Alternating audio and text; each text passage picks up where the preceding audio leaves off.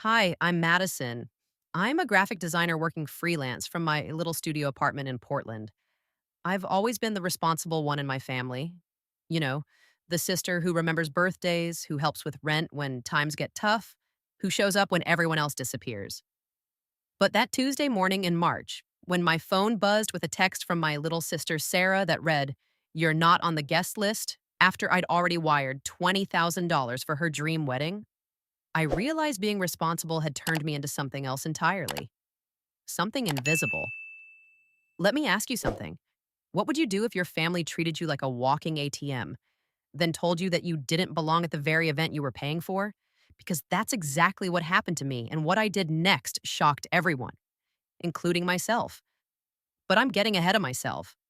Let me start from the beginning, because this story isn't just about one text message. It's about 26 years of being the sister who gives everything and gets nothing in return. Sarah called me on New Year's Day, crying happy tears through the phone. Madison! Oh my God! Madison, Derek proposed! I was genuinely thrilled for her.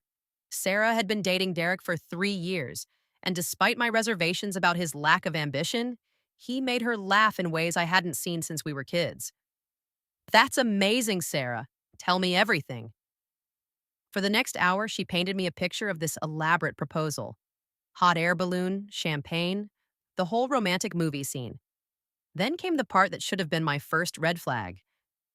"And Madison," she said, her voice dropping to that sweet, manipulative tone I knew so well, "I want you to be my maid of honor. This wedding is going to be everything I've ever dreamed of." I should mention that Sarah had been dreaming big since she was 7 years old. Not just big, astronomical. She'd shown me Pinterest boards with six-figure weddings, venues that looked like European castles, flower arrangements that cost more than most people's cars. When she was in high school, she used to say she'd rather have one perfect day than a lifetime of ordinary ones. "I'd be honored," I told her, and I meant it. Despite everything, despite the way our family dynamics had always placed me in the role of provider and her in the role of receiver, I loved my sister. I wanted her to have her perfect day. "There's just one tiny thing," Sarah continued, and my stomach dropped. I knew that tone. "Derek and I are still getting on our feet financially, and his parents are, well, they're not in a position to help much. I know it's a lot to ask, but would you consider helping us with some of the wedding costs? Nothing crazy, just maybe the venue and catering. I promise we'll pay you back." The venue she'd fallen in love with was Riverside Manor, a gorgeous historic estate that charged $15,000 just for the Saturday rental. The catering for 150 guests would run another 8,000. Then there were flowers, photography, music, decorations. The list went on and on. $20,000. My entire emergency fund, plus some savings I'd been putting away for a down payment on a real studio space. Money that represented 3 years of saying no to vacations, cooking at home instead of ordering takeout, buying generic brands at the grocery store. But here's the thing about being the responsible sister: you're trained from childhood to sacrifice your wants for other people's needs. When Sarah was 16 and wanted to go to prom but couldn't afford a dress, I used my college textbook money to buy her one. When she needed a car for her first job, I co signed the loan. When she wanted to move to the city but didn't have first month's rent, guess who covered it? "Of course," I heard myself saying. "Of course I'll help. It's your wedding day." The relief in her voice was so genuine, so grateful, that I convinced myself I was doing the right thing. "Oh, Madison, you're the best sister in the world.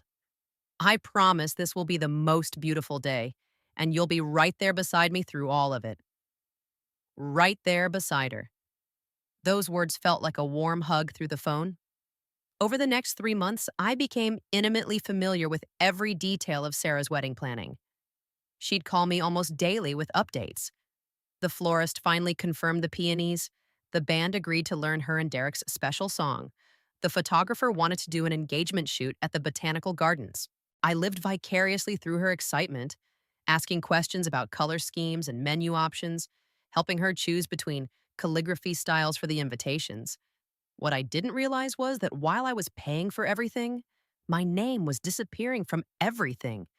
The first sign should have been when I asked to see the guest list. Just so I know who I'll be seeing, I'd said, casually during one of our calls. Sarah's response was oddly evasive. Oh, it's still being finalized. You know how these things are. Everyone has opinions about who should be invited. The second sign was when I offered to help with the invitations. I could design them for you, I'd suggested. Save you some money, and I love doing that kind of work. But Sarah quickly shot that down. Derek's cousin is a graphic designer too, and she's already started on them. Family connections, you know? The third sign was when I asked about the bachelorette party. As maid of honor, I'd expected to help plan it. Maybe organize a weekend trip somewhere fun. But Sarah told me it was already handled. Derek's sister Ashley is putting together something low key. Just a few close friends, nothing fancy.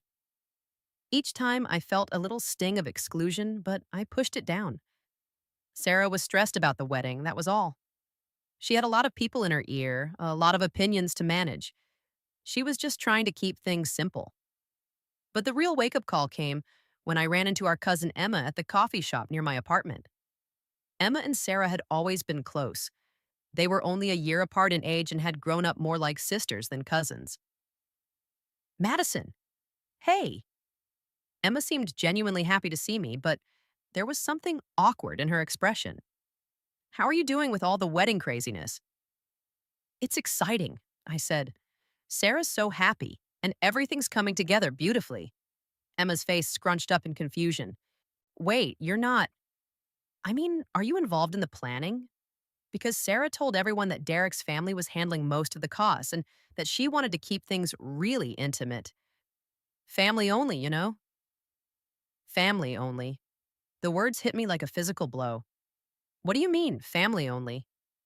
Oh, just that the guest list is pretty tight. Sarah said she could only invite immediate family and Derek's side. Emma was clearly uncomfortable now, realizing she'd said something she shouldn't have. But surely you're going, right? You're her sister. I forced a smile and changed the subject, but my mind was racing. Family only, but I wasn't family enough to be involved in the planning. Derek's family was handling the costs, but my bank account was $20,000 lighter. Something wasn't adding up. That night, I did something I'd never done before. I called the wedding venue directly. Hi, this is Madison calling about the Johnson Martinez wedding in April. I'm the sister of the bride and I wanted to confirm some details about the payment schedule. Oh, yes, Ms. Madison. We've been working with you on all the arrangements. Everything's been paid in full as of last week. Beautiful venue choice, by the way. Your sister is so lucky to have family support like this. My sister is so lucky to have family support like this. The woman at the venue thought I was just another family member helping out. She had no idea that I wasn't just supporting the wedding. I was funding it entirely. She had no idea that while my name was on every check and every contract, I was apparently not important enough to be included in a family-only celebration. I hung up the phone and sat in my kitchen, staring at my bank statement on my laptop screen. $20,000 in wedding expenses, all in my name. Payments to Riverside Manor, Elegant Eats Catering, Bloom and Blossom Flowers, Marcus Photography, my signature on every contract, my credit card processing every transaction. And according to my cousin Emma, I might not even be invited to see how that money was spent. The wedding planning folder on my kitchen counter suddenly looked different. What had once been a symbol of sisterly love and support now felt like evidence of something much darker. Inside that folder were printed emails, vendor contracts, payment confirmations, and receipt after receipt after receipt, all bearing my name, all proving that I had funded every single detail of what was supposed to be the most important day of my sister's life. A day I apparently didn't belong at. I opened the folder and spread the documents across my kitchen table. Here was the contract with the venue, signed by me. Here was the catering agreement, with my credit card number listed as the payment method. Here were the flower arrangements I'd approved, the photography package I'd selected, the band I'd hired. Everything in that folder had my name on it except for one thing: the guest list. Because I'd never been shown the guest list. My phone buzzed with a text from Sarah. Can't wait for you to see how everything turned out. The venue looks like a fairy tale. Love you, sis. I stared at that message for a long time. Can't wait for you to see how everything turned out. Not, can't wait to celebrate with you, or can't wait for you to be there with me. Just see how everything turned out. Like I was a benefactor who might get a tour of the finished product. That's when I realized something that should have been obvious from the beginning. Sarah hadn't asked me to help pay for her wedding. She'd asked me to pay for her wedding. There's a difference, and that difference was becoming clearer every day. The folder full of receipts wasn't just documentation of my financial contribution, it was proof of my complete invisibility in the most important moment of my sister's life. I had funded her dream, but I had never been part of it. But here's what Sarah didn't know, what none of them knew, as they planned their family only celebration with my money. Every single vendor contract was in my name. Every payment had come from my accounts. Every booking, every reservation, every arrangement existed because of my credit and my signature, which meant that if I wasn't family enough to be included in this celebration, then my money wasn't family enough to pay for it either. I closed the folder and looked out my kitchen window at the city lights twinkling in the distance. Tomorrow, I was going to find out exactly where I stood in my sister's life. And depending on that answer, she was going to find out exactly what $20,000 of family support actually meant. Because sometimes the most invisible person in the room has the most power to make everything disappear. The next morning, I woke up with a clarity I hadn't felt in months. I made my coffee, sat down at my kitchen table with that folder of receipts, and did what any good graphic designer does when faced with a complex problem. I organized my information. First, I pulled out my phone and started screenshotting everything. Every text message Sarah had sent me about the wedding, every email exchange with vendors, every payment confirmation. I created a digital folder on my laptop labeled Wedding Documentation and methodically saved each piece of evidence. Then I did something I probably should have done months ago. I called each vendor to confirm the details of our arrangements. What I discovered made my stomach turn. The florist, a sweet woman named Patricia, was thrilled to hear from me. "Oh, Madison, I'm so excited for Saturday. The peonies came in absolutely gorgeous, and the arch is going to be stunning. Your sister is so lucky to have someone who cares enough to make sure every detail is perfect." "Patricia," I said carefully, "I need to ask you something. How many people know that I'm the one paying for the flowers?" There was a pause. "Well, I mean, you're on all our contracts and correspondence. When your sister comes in for consultations, she always refers to checking with my sister who's handling the finances. I just assumed the whole family knew. But they didn't know. That was becoming crystal clear. My next call was to Marcus, the photographer. Same story. "Madison, looking forward to Saturday. I have to say, your sister talks about you all the time during our planning sessions. She keeps saying how grateful she is that her sister is making this dream possible." "She talks about me during planning sessions?" "Oh, absolutely. She shows me your design work too, says you're incredibly talented. She's really proud of you." I felt a flicker of hope, but then I remembered Emma's words. Family only. The catering company gave me the most interesting information. "Ms. Madison, we're all set for Saturday. Just wanted to confirm. The bride mentioned that the family wanted to keep speeches short, so we're planning for just the father of the bride and the best man. Should we set up a microphone for you as well, or are you planning to speak during the reception?" A microphone for me. For speeches. At a wedding I might not even be invited to. "Actually, wait," I said, can you tell me what the bride told you about my role in the wedding?" "Oh, she said you're her maid of honor, and that you've been incredible through the whole planning process. She said you're the one who made it all possible and that she wanted everything to be perfect because you deserve to see her dreams come true." I sat in my kitchen, phone in hand, trying to reconcile two completely different versions of reality. In one version, I was Sarah's beloved sister and maid of honor, the person who made her dreams possible. In the other version, I was someone who didn't belong at a family-only celebration. That's when my phone rang. The caller ID showed Jessica, Riverside Manor. "Madison, thank God I caught you. I'm here at the venue doing the final walkthrough, and I have a few questions about the setup. Also, what time should I expect you for the rehearsal tomorrow? The bride mentioned you might be running late." My heart started pounding. Jessica, I need to ask you something important. Am I on the guest list for Saturday? The silence on the other end of the phone was deafening. Madison, what do you mean? You're the maid of honor. You're paying for the entire wedding. Of course you're. Wait, hold on. I could hear papers rustling. Let me check the final list the bride submitted. More silence. Then, Madison, this doesn't make sense. Your name isn't on the guest list, but you're listed as the maid of honor on all our planning documents. And obviously, you're the primary contact for all payments and arrangements. There has to be some mistake. There's no mistake, I said quietly. What exactly did Sarah tell you about me? She said you were her sister and that you were generously covering the wedding costs because you wanted her to have the perfect day.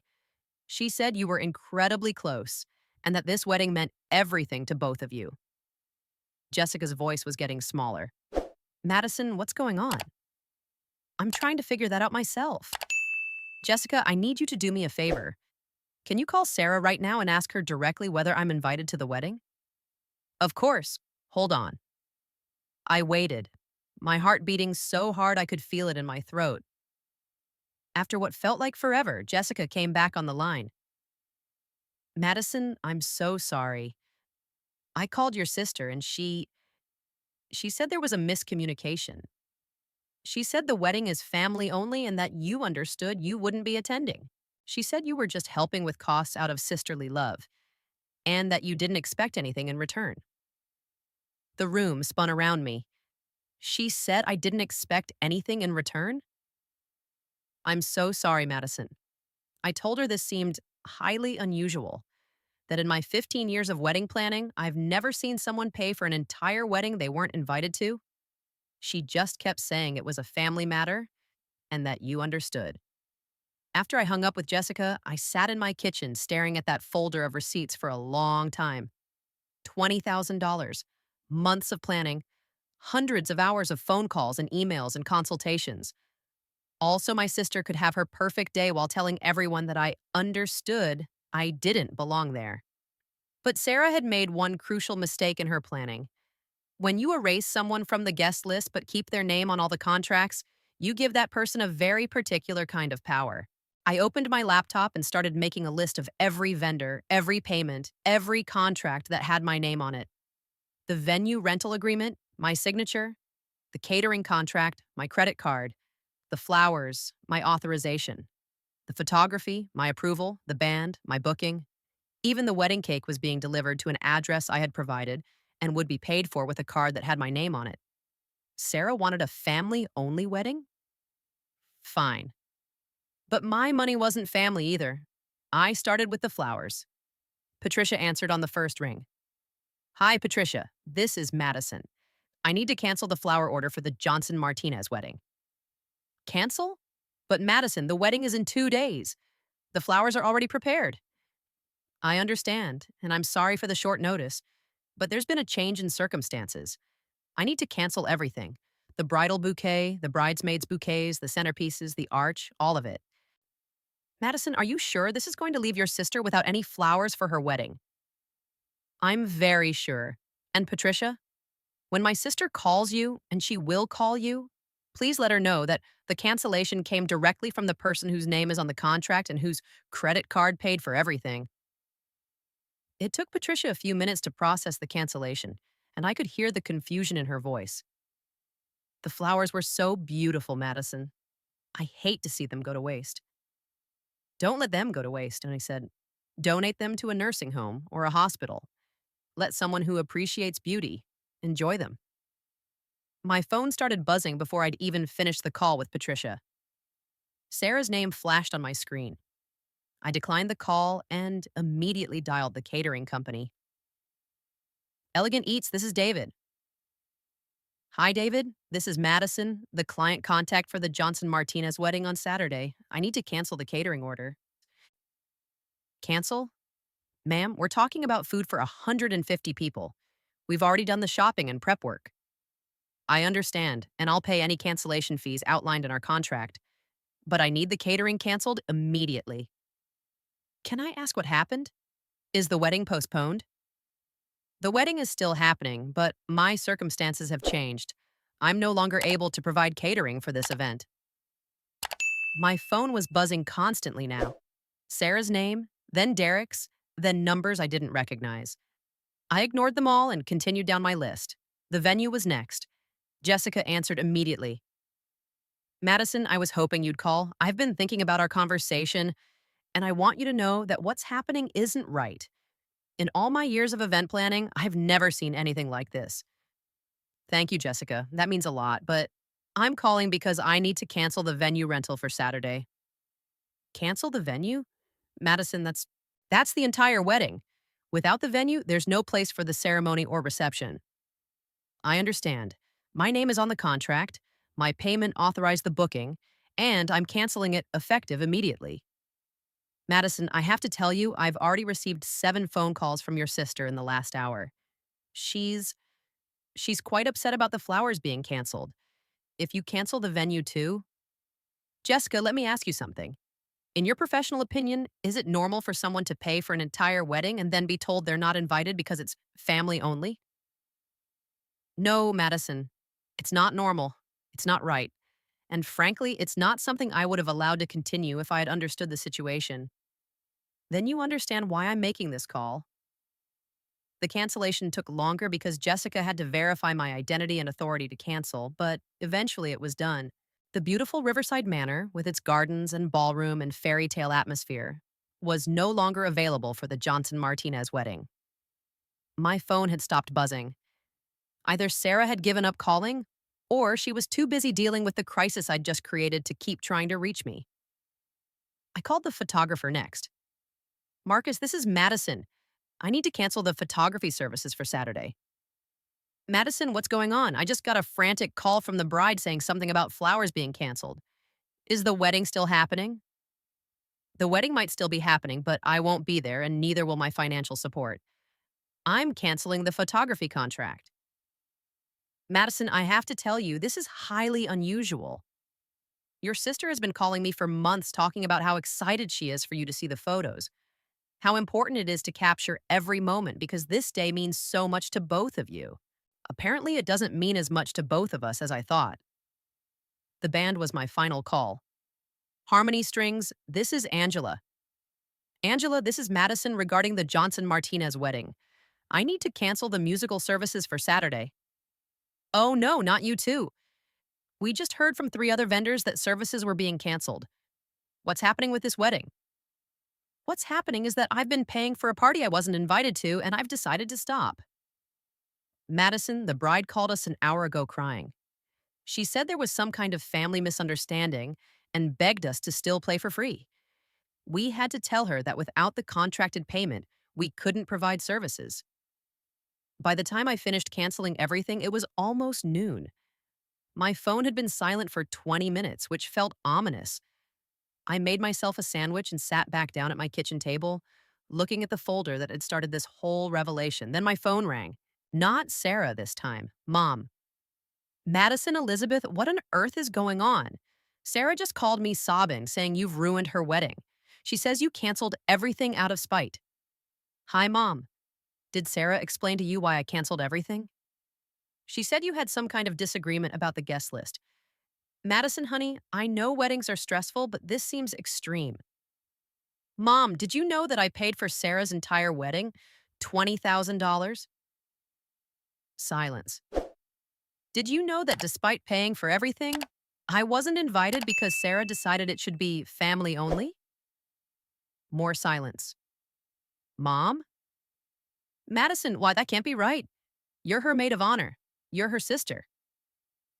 Call Sarah back, Mom. Ask her directly whether I was invited to the wedding I paid for. Ask her to show you the guest list with my name on it. I hung up and waited. 20 minutes later, Mom called back. Madison, I owe you an apology.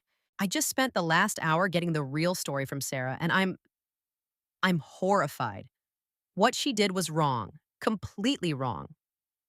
What did she tell you?